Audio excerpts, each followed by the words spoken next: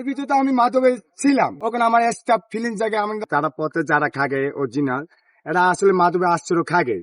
এটা তো নতুন না, কানাবাসী চুপার জিনিস না।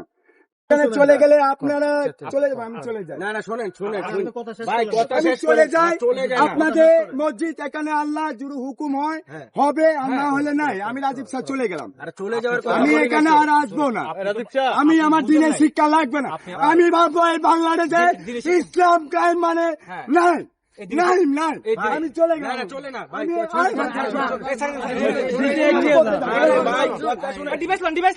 একটা কথা বলি ভাই, সমাজে এমন একটা সমাজ, একটা মানুষ যখন ভালো উদ্যোগে রওনা দেয় তার পিছে অনেক নানান পিছে লাগে। এটা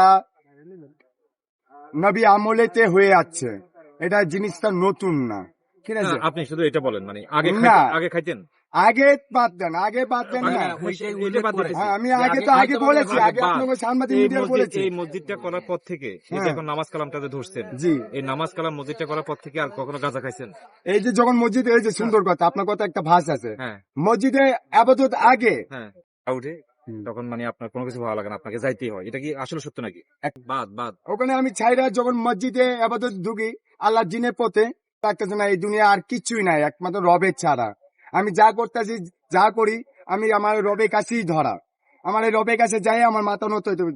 এর কাছে আমি কি নিয়ে জবাব দিব?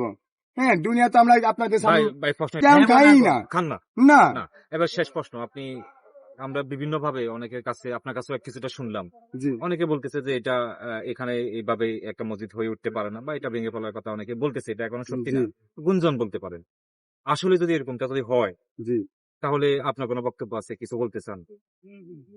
বাজান, আপনারা যেভাবে বলতে চাচ্ছেন, আমি একটা পথের মানুষ, নানান বিচ্ছিন্ন হইতে পারে। আর আপনারা সারা বাংলাদেশ মিডিয়ার বাইরে জানেন, যখন একটা ব্যক্তি ভালো উদ্যোগের জন্য রওনা দেয়, এখানে বহুত মানুষ চাইবে তুমি ওটা না যাইয়া যে পথে আছে ওই পথেই থাকো।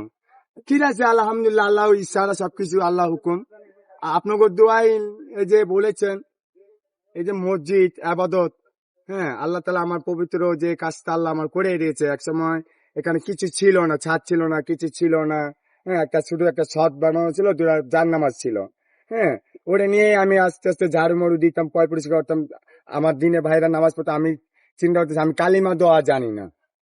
আমার মতন টোকাই মানুষ দোয়া কালাম খিচমুনি জানি না, এই ব্যক্তটা কে এটা আপনার জানবেন। আর বর্তমানে এই যে আমার পথের শিশুরা যারা মাদক সেবন করছে, লেন্ডি খাচ্ছে, বাচ্চারা নেশা পানি করছে, নেশা আক্রো করছে, আপনারা কেউ একটা গুরুত্ব নিয়েছেন? এই যে পথের মানুষ এত দিনে কালিমা পৌঁছায় দেওয়া, হাদিসের সহিত পথে আনা, ভালো একটা শিক্ষা অর্জন করে তাকে দেওয়া, আপনাদেরকে ভালো না। রাজীব ভাই, আপনি কথাটা সুযোগ উত্তর দেন। কিছুক্ষণ আগে মোনাজাত করছেন না, আপনি তো ছিলেন, হুজুর মোনাজাতের মধ্যে কি বলছে? যদি আল্লাহর হুকুম হয় তাহলে এখানে মসজিদ হবে।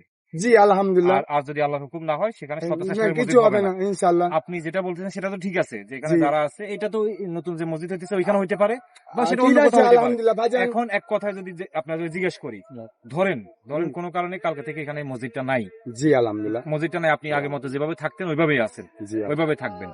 এই ক্ষেত্রে ধরেন যে হয়তো ওই সময় অনেকে আসবে না আপনার সাথে আর কথা শোনার জন্য, সাক্ষাৎকার নেওয়ার জন্য, জি, আপনি এরকম কিছু একটা বলতে চান, যদি আপনার মসজিদটা না থাকে তাহলে তখন আপনি কি করবেন, কিভাবে চলবেন, কি করবেন? মনে হলো যখন বৈশাখে বাংলা মাসে 1 তারিখে নববর্ষর যে কোন একটা ঝড় আছে, এখানে পার্কে একটা ঝড়, এক পর্যায়ে যারা দিনের নামাজি ভাই তারা আমাকে অফার দেয়, রাজীব ভাই আমাদের একটা নামাজি ব্যবস্থা করে দেন। ওই জায়গায় আপনার আমার কটা ফসল লাগানো ছিল, ওই ফসল আমি মায়ের ত্যাগ করে আল্লাহ উদ্যোগে কুরবানি দিয়ে আমি ওখানে নামাজ স্থান করে দিই। এরপর তো আমার মাথা কাজ করতেছে, আসলে তো এখানে বহুত দিনের ভাইরা আসা চলাফেরা করে। কটা দিন নাকি দেখতেছেন আপনারা নাকি মসজিদে ইমাম সাহেবের সহ নামাজিরা মুসলিরা বাড়তেছে। যাক আলহামদুলিল্লাহ। ওই যে আপনারা বলছেন ওখানে মসজিদে, আমি সারা বাংলার চেয়ে মসজিদে ঘুরি, এমন মসজিদে না আমি রাজীব শাহ ঘুরি না।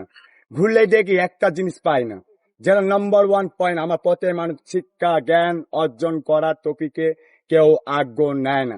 আপনি আমার মতো রাজীব শাহ আসতে আপনি বলছেন রাজীব শাহ ওখানে মসজিদে আপনি শিক্ষা নিতে পারেন।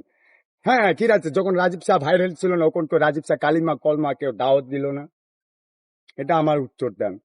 এখন আপনাকে ওই মসজিদে, ওইখানে যে মসজিদটা আছে, ওইখানে গিয়ে নামাজ পড়তে আপনার কোনো আপত্তি আছে? ওখানে মসজিদ ওখানে স্টাফ পড়ছে, হ্যাঁ, আমার কথা এখানে যদি এখানে হলে আপনাকে সমস্যা কি এখানে এখানে আচ্ছা আচ্ছা সমস্যা নাই। না আমি একটা বলছি রাগ করেন না আপনার কথা যুক্তি এখানে মসজিদ হয় নাই একটা শুধু নামাজি স্থান করেছে মসজিদ কাকে বলে যখন আপনি জুম্মার নামাজ হবে আপনি এখানে যদি আপনি একটা ঘর আছেন আপনার এখানে, হ্যাঁ এই ঘরের পাশে যদি আপনি যদি একটা জায়নামাজ যদি মসজিদ নামাজ যদি পড়েন, আপনার কেউ কিছু বলবে না। আপনার সাথে আরো 5 জন এসে 5টা জায়নামাজ দিয়ে নামাজ পড়লে আপনার কোনো কিছু বলবে না। কিন্তু আপনি এখন এখানে একটা মসজিদ করার জন্য আপনি যেভাবে লাগতেছেন, এই যে আপনি যে বলতেছেন সরকারের কাছে চাই, সরকারের কাছে, সরকার যদি চায় তো সরকার তো এমনি করতো, আর সরকার তো পাশে করতেছে। আচ্ছা ঠিক আছে আলহামদুলিল্লাহ হ্যাঁ, সরকার তামাম সরকারও চায় আরেকটা কথা আপনাকে বলি, কেন আপনি বলছেন কেন মসজিদের সমস্যা কি? ধরেন যে আপনি রাজীব শাহ এখানে একটা ছোট্ট একটা মসজিদের জায়গা নিয়ে একটা মসজিদ করলেন, এখন কালকে সকালবেলা আরেকজন যদি বলে যে আমার একটা মুক্তবের জায়গা দাও, আমার একটা স্কুলের জায়গা দাও, আমার একটা এতিমখানার জায়গা দাও, তখন কি আচ্ছা আলহামদুলিল্লাহ ঠিক আছে প্রস্তাব মসজিদ অজুহাত হচ্ছে না কেন অজুহাত না তো?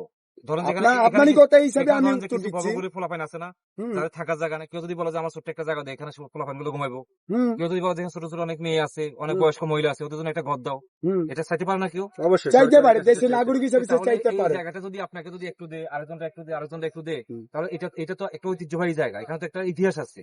ইতিহাস আছে কি আছে আল্লাহর কাছে আপনাকে আপনি এখন চান কি একটা মসজিদ? তো মানুষের আপনার দাবিটা হচ্ছে যে মসজিদে মানে এখানে যারা আসে এদের নামাজের জায়গাটা নাই, মানুষ যেন নামাজ পড়তে পারে, এটা তো আপনার দাবি।